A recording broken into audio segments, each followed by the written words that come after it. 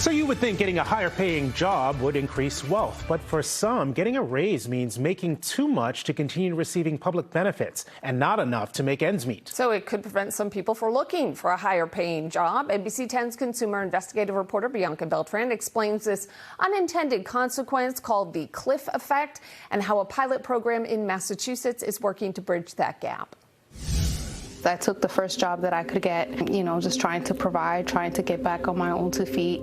It was the first step towards independence and safety for Liza and her son. I was in an abusive relationship, so I was going through some financial abuse. I was struggling because I was depending on this person. I was working long hours. I had like 1 day off a week, and I was exhausted, and it just didn't feel like it wasn't enough. I realized I need help. I can't do it by myself. And as prideful as I am, I reached out and I started getting assistance.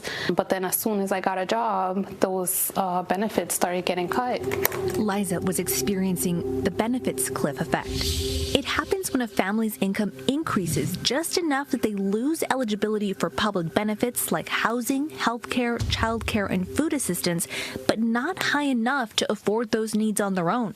Benefits tend to drop off as wages increase from $15 to $28 an hour.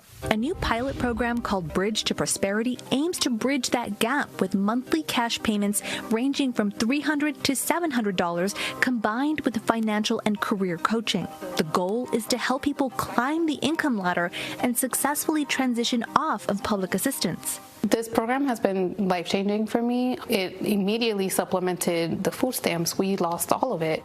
Liza signed up for the program through the nonprofit Women's Money Matters. Her coach is helping her budget and plan for the future. You can come back from absolutely anything. If I can, anybody can. There is support, there is resources. You just have to be open to asking for help and accepting the help. There's no shame in that. So in addition to the difference it makes in an individual's life like Liza, data from the program will be studied to determine whether these types of programs can help reduce costs to the state. Well, Bianca, who's eligible, though, for the pilot program, and can they still apply? Yes. Now, the director of the program says their goal is to work with 100 people from Springfield, Worcester, and the greater Boston area, people who are experiencing this type of loss in benefits. And those who complete the multi-year program will be eligible for a $10,000 bonus. We'll have more information about this program on our website, NBCBoston.com. In the studio, I'm Bianca Beltran, NBC 10 Boston.